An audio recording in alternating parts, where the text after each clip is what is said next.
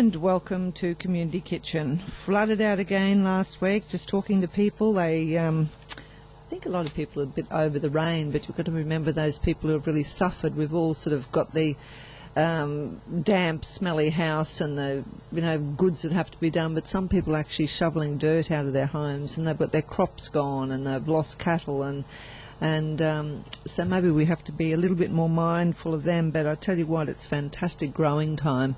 And this morning we're going to be talking to Owen from Australia Organics, and we're going to be talking about farming, because after our conversation a couple of weeks ago we were talking about food labelling and things, and I had a call from a gentleman who said that he feels that a lot of people just don't eat enough greens. So we're going to be talking to Organics Australia today, wonderful organisation, and I think also we're going to be talking about the justification of their higher prices that you will notice on their vegetables and goodies in the supermarkets and in different shops. But we're going to be finding out why they are higher. And I think you'd be quite surprised, because organics is very labour intensive. So we're going to be sharing that conversation with Owen. And a little bit later in the day, we're going to be talking to Louise Sylvan, and there's a new initiative out by the government called Shape Up Australia. I know I bring a lot of these things to you, but isn't it amazing just how so many are cropping up? Every time you read the paper, there's another initiative by a government organisation or by some group, because we really do have an epidemic of some amazing health problems due to bad eating practices. And I think that it's not now that it's going to be the hassle, but imagine our children in 10 years' time when they've had to bear some of the brunt of these bad habits that they've picked up. So it's always great to talk to people who are involved in that. And of course we'll have a little bit of talk about general stuff, or some of those great things I find in the different magazines, in the paper. I think that's always worth listening to. And I must say, I must mention how appreciative I was of someone ringing up and sort of wanting to initiate a discussion on something, because that's what it's all about here at Community Kitchen. We like to reach out, we like to bring a lot of things into the studio to our listeners, and we are a big region, and it's amazing. I live in Kilcoy. Unfortunately, it just doesn't quite get to our house, but up into that area, there's a lot of people up there who listen to 101.5. There's a lot of farmers, there's a lot of breeders. We go as far as Kingaroy region, I've heard. The radio sort of goes there. There's a lot of producers up there. The Bribie Island area, we've got some fantastic fishing. We've got some people who have been involved in that industry for years. And of course the local area of Caboolture, where we've got all different types of foods now, and we've got different ideas. We're growing some fantastic stuff. Of course we've had Len from Burpengary, who has organic farm down there, and his family of him have been involved in doing that for many years. And sometimes we don't know what's going on in our region, so it's very important for you as either listeners or someone you might know who has some fantastic food involvement that you'd like to share. Give us a buzz, 54951015. I think it's a fantastic thing. We're going to go to a song. We'll come back with our first guest. And welcome back to Community Kitchen. We have our next guest online. We have Owen from Australian Organics. Good morning, Owen. How are you? Good morning, Annette. Good, thank you. How are you? Formerly BFA, just in case people aren't aware of that. Owen, it's amazing, isn't it? I love to have received this press release about the price of organics justified, because a lot of people do say that organics are a little bit more expensive, but when you start to dig into it, you can understand why. Yes, absolutely. It's an ongoing issue for consumers whether to pay the extra price for organic. Sometimes when you're looking at the product on the shelf, you aren't able to see the difference or understand the reason for the price difference.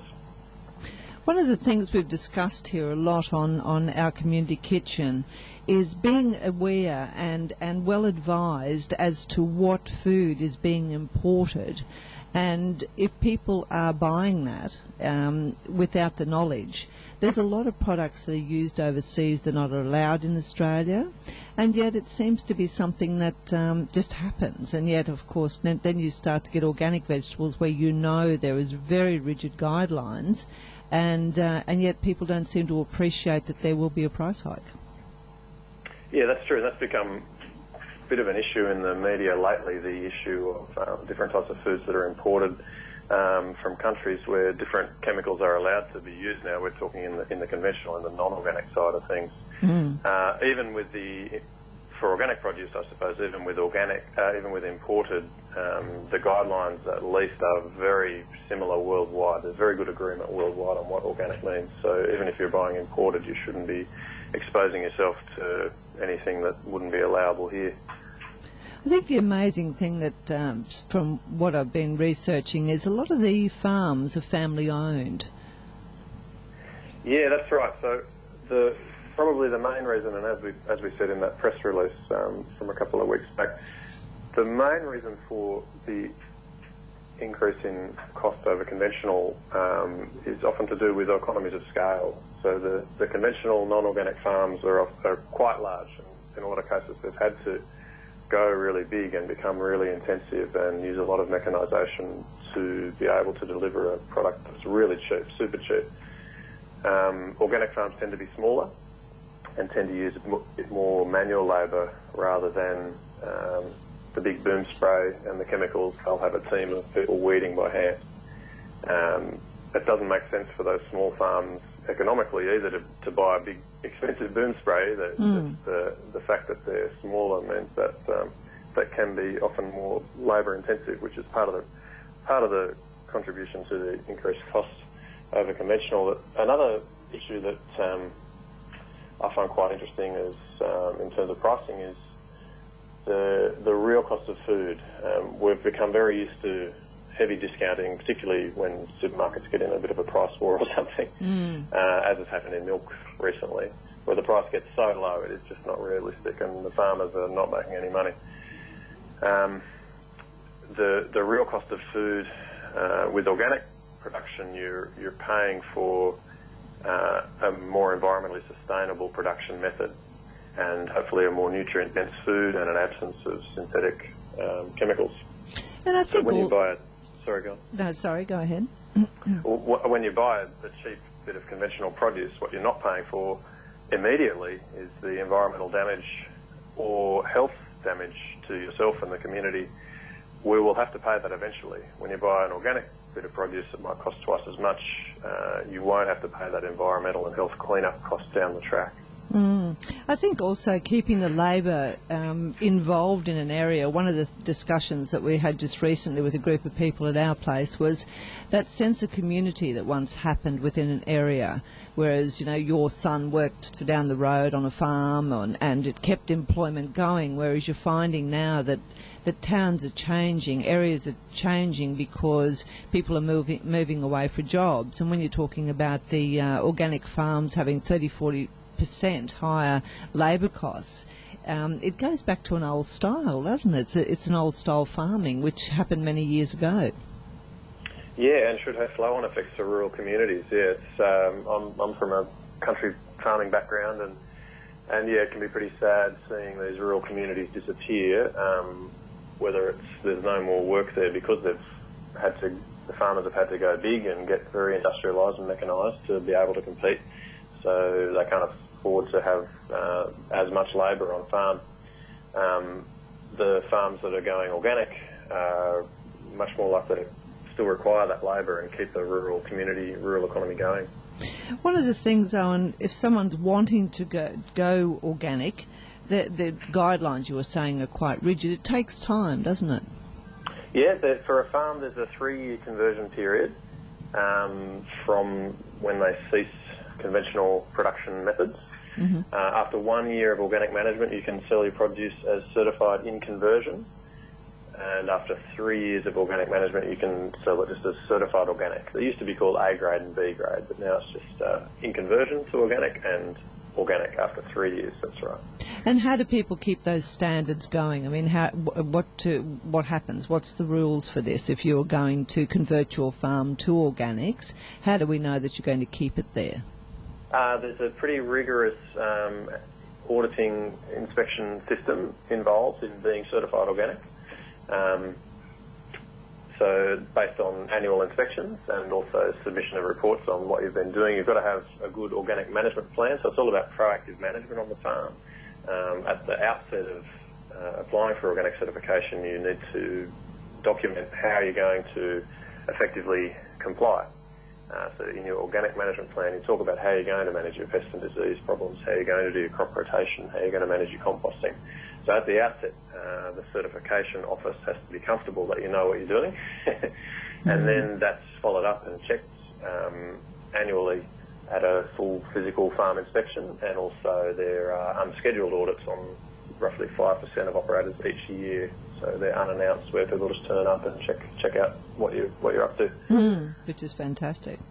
One of the things I think that is always very sad, like Caboolture used to be such an amazing farming area, and of course now we've sort of our population's grown and things have changed. But one of the things is that a lot of guys used to talk to who had the banana industry, for example, or pineapples. By the time they actually get the produce to market, they're not being paid very much. And you were saying before about the conventional style and the organic. Do you think that having these smaller farms allows the farmer to actually be able to achieve a little bit of return rather than losing it all to transport and however it happens, where the money goes? Yeah, absolutely. So one of the biggest challenges with organic production in Australia is supply chain management. And you're exactly right. The cost that the price you pay for something on the shelf, a very small fraction of that actually goes to the farmer. Like the smallest fraction.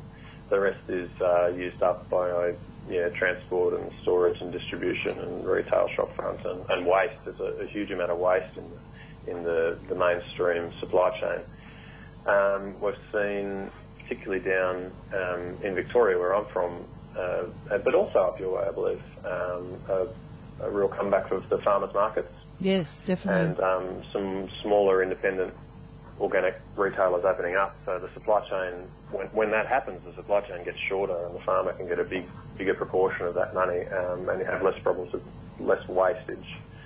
So that's terrific to see. I think it is too. I mean, no doubt Australia's all been affected by this milk war, and one of the little things we always say here is give up the Coke cans for a week and buy better milk, because 10 years down the track you're not going to have that farmer supplying the milk. Yeah. And yet it seems to be such a short turn thing for people. They think, I'd prefer to put the dollar milk on the bench, and even that is a concern, because we're not sure whether we're drinking milk or whether we're drinking reconstituted powdered milk, and where's it coming from and what's going on. I think one of the things that's very important for people, and has been increasing more so, is where is their food coming from? Absolutely, yep. I think organics will lead the way in that, and yet at the same time, I think it's helped for it's helped for me listening to what you're talking about, because a lot of times when people do go into a supermarket, they do see the products, and they can be more expensive. But for weeding my little garden at home, I know it takes me every day dedicated weeding time, and yet if you've got 10 or 15 acres, I'd hate to think about weeding the carrot patch. Exactly. It's still a lot better than spraying it. Oh, I think so too. Well, thank you very much for joining us this morning, and I'm sure that we've had a lot of listeners who've enjoyed listening to you. Thank you very much for having me. Okay. Bye, Owen. Thanks, Annette. Bye-bye. And, of course, we've been talking to Owen from Australian Organics. And it's interesting, isn't it, how sometimes you sort of go to put the hand out and you think, oh, no, that's just too expensive. But when you know that the farmer is getting that back into his pocket rather than paying fuel costs for that food to be transported to Melbourne, then packaged and then back up to Queensland, maybe it's worth thinking about. Back shortly. I don't know about you, but much to my husband's disgust, I seem to get very addicted to that My Kitchen Rules. I don't know what it is. It just seems to be this fantastic thing. I guess you imagine yourself under pressure. What would you cook? What would you do? But one thing that one of the judges is always talking about is where is the gravy? Interesting enough, I found in this book the other day, it's a magazine called The Meat Paper. It's an American magazine, and each season they put out a book, and it's just about meat. And this is about the word gravy. It's a noun, slang that originated in the United States, and gravy is an example of what linguists call a ghost word, or that originated in error. And apparently in the 14th century, there was a misinterpretation of the word, and rather than the French interpreter writing the word for grain, he wrote gravy, and hence the word. So it's interesting how it's moved along. Everyone loves gravy, but the Oxford English Dictionary cites the first example of usage in a July 10 edition of the Saturday Evening Post. It said, sticking for all you can get. You're a hard worker and you must not let someone else get the gravy. So the word changed, and it's amazing that even with fine rock bands, Pink Floyd used the term in the lyrics of The Gravy Train, how the word sort of changed. And did we tell you the name of the Game Boy? We call it Riding the Gravy Train. Food is everywhere, isn't it? It jumps into every little thing you can possibly imagine. Some of the things you find in magazines are great, and but there's one particular article I saw in a magazine a couple of weeks ago, and it was talking about the power of two and the combinations of superfoods, olive oil and tomato, for example. And it helps fats, healthy fats help you absorb antioxidants from the vegetables, turmeric and black pepper. And after we've had Charlie from the Indian General Store on, he's talked about using turmeric, and not a lot of people use it in their foods. But the Indians, Middle Easterns, and of course we talked to Saba last week from the African food shop at Maruka. They all use a lot of turmeric and black pepper, and it's a disease-fighting powerhouse. The combination apparently is amazing. Yogurt and banana, the superhero powers, they aid better digestion, and a lot of people say that they don't have time to eat breakfast, but really grab a banana and eat a pot of yogurt and you're on your way. Vinegar and bread, it's for better blood sugar levels, and we're talking about when you go to a lot of restaurants now, you'll find that they'll have a little bit of bread with a little bit of balsamic vinegar dip in. Fantastic for your sugar levels.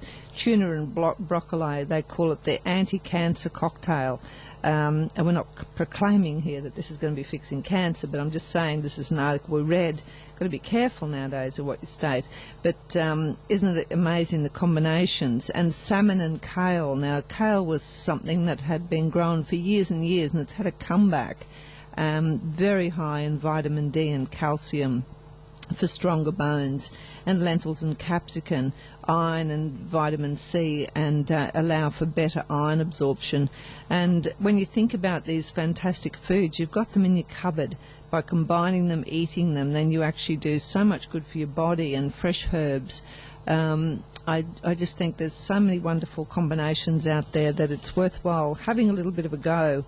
And as I've mentioned many times, you don't need to own a cookbook to cook. You can always go to the library, and they have such amazing books available that you can take. And if you do find that you love that book, then of course you can go and buy it later on. And if you look around nowadays, there's some wonderful opportunities to buy different books at discounted prices. So have a look at that. I think it's worthwhile. We'll go to our next song and our sponsors. Welcome back, and we're with our next guest, Louise Sylvan, who is the CEO of Australian National Prevention Health Agency. Good morning, Louise. How are you? Good morning, Annette. It's a wonderful initiative, and we've seen a lot in the papers lately because we have such health problems, will we say, in Australia?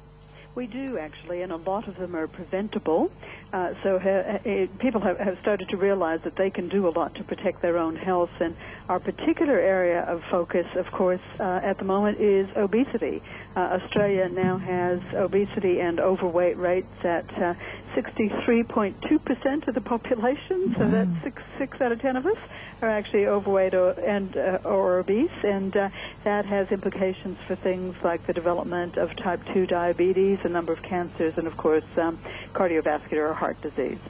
One of the things I think that concerns me is the children. I was just saying before, earlier on the program, 10 years down the track, we have small children who are going to develop huge problems. Yes, that's absolutely right. We're a bit worried about the figures for children in Australia.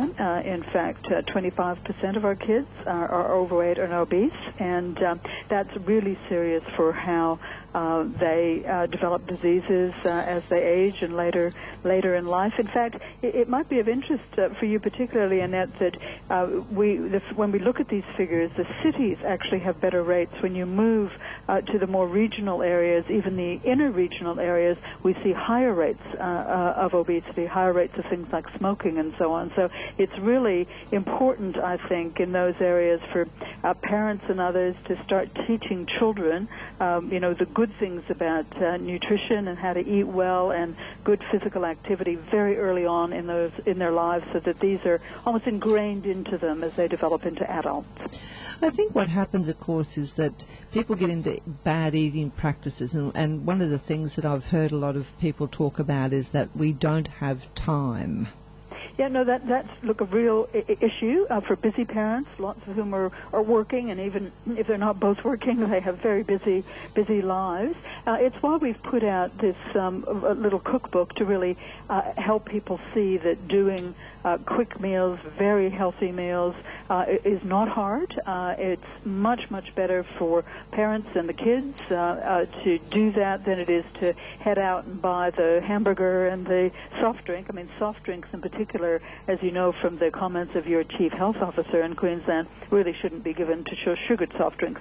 Shouldn't be given to children at all. But this little cookbook is really designed to help people see what kinds of servings are in each of the meals that they might cook, and they're simple recipes, and it just tells you, a serve of this means that you're getting the 2 out of the 5 serves of vegetables, and 2 serves of meat or fish and a grain or whatever. So it's really a handy little tool for people to see, number one, how easy it is to make really good food, and then to see how easy it is to actually get a diet in place according to the guidelines that are put out by the National Health and Medical Research Council. It's interesting. We had a guest on our show just recently, and one of the people who's very involved in tuck shops in the local area, and she was saying at one particular time it was nothing to find that a child would have up to like 10 articles packaged in their lunchbox. Yes, no, that's right, and a lot of that packaged food is very high in sugar and in salts and often in fats as well. I mean, that's one of the reasons that I think parents are becoming so interested in monitoring exactly what their children are eating. As soon as it's a packaged food, it's very hard to tell exactly what they're getting, unless you spend time, trying to see exactly what ingredients are in there and so on, and even that is quite confusing. There's a new terrific little food app out for people who've got iPads and iPhones. It's called Food Switch, and you can actually hold your phone up to the packaged food, and it tells you, whether these are red light foods or whether they're green light foods, and that you should be giving them to your children and eating them yourselves or not. So there's lots of new things coming out to try to help people make these really good choices. And of course, you're setting up, particularly for kids, you're setting up their whole lives in terms of how you feed them as children. I think once upon a time I can remember, and we're talking a time ago when I was a child, but I can remember we had no choice but to do sport at school. We had no choice but to take a good lunchbox because you didn't have tuck shoppers per se. And now you find a lot of people with the convenience of food. I don't know about you, but you go into a coffee shop and they'll serve you a muffin that really could serve 4. And most people are able to eat that as well as breakfast, as well as lunch, and with a little top-up for afternoon tea, we're eating a lot of food and we're not exercising as much. no, you're absolutely right. That's the key problem. That's why we've got such high overweight and obesity levels. Physical activity is particularly important for children, and they need to get, at least an hour a day. So you can't have them sitting in front of their, computer screens. You need to get them out there. That's really critical. And often now there isn't that same emphasis in some schools, at least, on sports and so on. So parents really do have to take a bit of responsibility for ensuring that the kids are getting out there and getting active. And your other point, Annette, which is very good, is the portion sizes that are now occurring. If you get a great big muffin, you kind of think you ought to eat it. When in fact, as you say, it would have served 4 people. So that's really changed over the past 20 years as well. Our portion sizes have gotten bigger and bigger without us really noticing. So not only are there really dense foods like, things like chocolate bars and even things like muesli bars and so on can have enormous amounts of sugars and so on added to them. So we're eating a lot more dense foods at the same time and more food overall at the same time as we're getting less physical activity. And that, in a nutshell, is exactly why we're having these overweight problems in our country.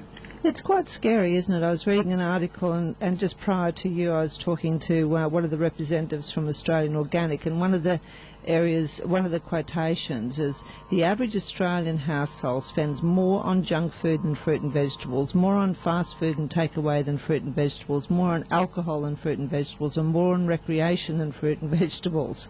It's a worry, isn't it? It's a concern. And fruit and vegetables is of course, the core of a protective diet, if I can call it that. I used to have a GP who always used to say to me, eat things that are bright from the vegetable groups, and that's right. The brighter they are, the better, in a sense.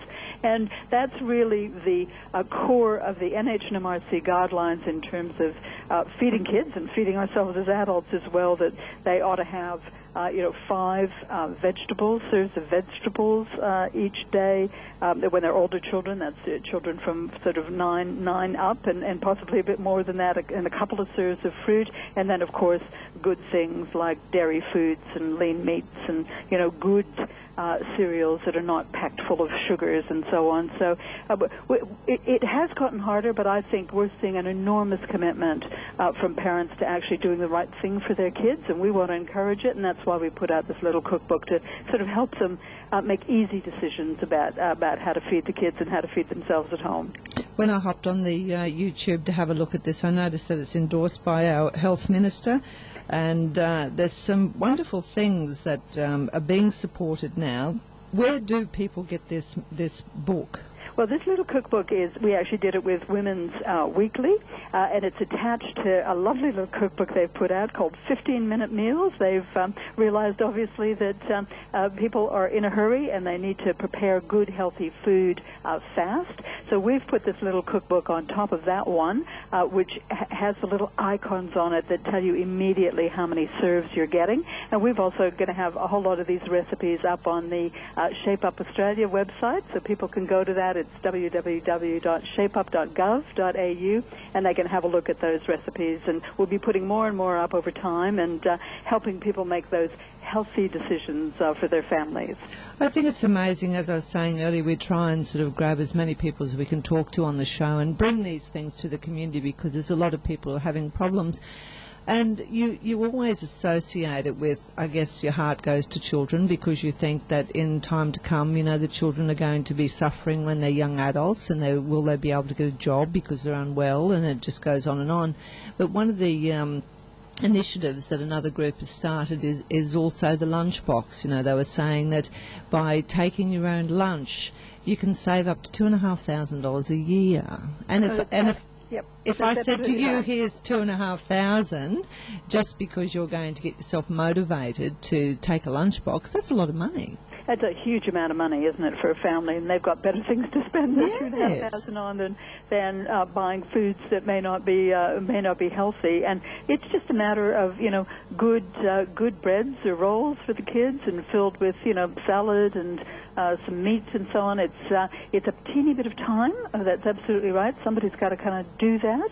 and get it into the lunchbox. But, you know, there's lots of information now, even from the supermarkets, on how to pack a healthy lunch and, you know, good lunches for kids and how to make it simple and so on. So I think there's a lot of people out there trying to make it as possible for families as they can, and to give them all kinds of signals and clues and so on as to how to do this without spending hours and hours at it, and really getting healthy lunch boxes, getting healthy meals on the dinner table at night and so on. And we're hoping more and more people will really kind of find themselves able to do that, and will share their stories with others and inspire others to do that. And of course, people like you, Annette, talking about this regularly is a really important thing, that people hear this is perfectly possible to do. You know, you can keep those fast foods and so on as just very, very occasional treats, and just make sure that children really get that best start. When you were talking before about shopping, one of the things that I have found speaking to a lot of people is the supermarket is, and when I say supermarket, wherever you shop, it can be an absolute nightmare, because you're walking along, you've got a couple of small children, and you're saying you've got different apps now that you can actually look at what you're buying. But you've got the pressure of children shopping. I mean, your friend at school last week had this particular bar, and your mum won't let you have it. And as much as it doesn't seem important to the adult, it is very hard for the child. And then you have the pressure. There's a lot of pressure in providing healthy food for your family. Yes, no, there is a lot of pressure. It's one of the reasons that there's such a debate at the moment about whether on television we should be allowing certain foods to be advertised to children, which of course makes them want it. And Pester Power, we know, is extremely powerful. But there's counter work being done here, particularly in the schools, and there's guidelines in Queensland about what should be in tuck shops and what not, and a lot of schools are following those. And you know, those recommendations really are fresh product, things that are healthy for kids. It's not the packaged chips and things like that. And I think with parents being a bit vigilant about that, even though it can be sometimes quite difficult because most of these things are more perishable than the packaged foods. Nevertheless, a lot of schools are succeeding in creating much healthier environments around the children now. But it does take a bit of time and effort from people. That's absolutely right. Well, I guess when you look at the end result, and it's going to take a lot of time and effort to get to hospital and go through a procedure if you do have a major health problem. So I guess you've got to weigh that up in the long run. Yes, no, that's absolutely right. You've got to weigh it up, and you need to weigh up that there's no doubt that if people get, for instance, type 2 diabetes when they're young adults, I mean, that's something that they're going to have to be dealing with for their whole life. Very serious repercussions of getting a disease like that. We know it's incredibly closely linked to overweight and obesity. So I think people are getting that message as to how important it is to have that healthy diet, to get the physical education activity in somewhere in the day, or just the fun playing in, so that the kids are active. I think it's a stronger and stronger message from all of the health ministers, from all of the chief health officers, from agencies like myself, and it's starting to grab, I think, really strongly now that people are understanding how critical it is for our future as a nation and our productivity to actually get this right. I think it's fantastic. It's a great initiative, and I always remember one particular thing that I read, which I think is so wonderful. If talking about ingredients and what's on food, if your grandmother doesn't know it, don't eat it. That's a good recommendation. There's another wonderful one, which is when you go into a supermarket, shop around the edges of it, yes, in the middle where all the processed stuff is. Well, I think that's the sort of thing that we try and push here, because I think that, as you say, we've got a lot of communities that are suffering, and it's interesting that you should say that it's more out in the communities that are away from the city centre. That's another thing. Maybe we should look at that down the track. But I thank you for taking the time. And is there a website that people can go to? Yes, we've got a little website. It's got oodles of information on it. It's called www.shapeup.gov.au, and it's got recommendations for how you swap the yogurt instead of the ice cream and things like that, which will help people to make those easy choices and give them recipes that they can make at home that are quite easy and very healthy. So it's just a start, and we're looking forward to people's contributions to the website as well. Thank you very much for taking the time to talk with us on 101.5. Thank you, Ned. A pleasure. Bye now. And there you go, guys. We've had, there's so many great initiatives, and as Louise was just saying, if you can just change a couple, it will definitely help. Had the pleasure of talking to Owen from Australia Organics, which used to be the BFA, and I love that story because whilst a lot of people have said, you know, the price sometimes is very daunting. And just speaking before when we weren't on air, you know, you've got a family of 5, and sometimes people sort of say, well, I can't afford to do it. But when you think of the fact that you're saving the family farm, I think that's a wonderful thing. And we've talked about this with milk. You know, it's a sad day. It's a sad day when we lose our dairy farmers. It's a sad day when we lose our family farms. It's a sad day when all these things happen.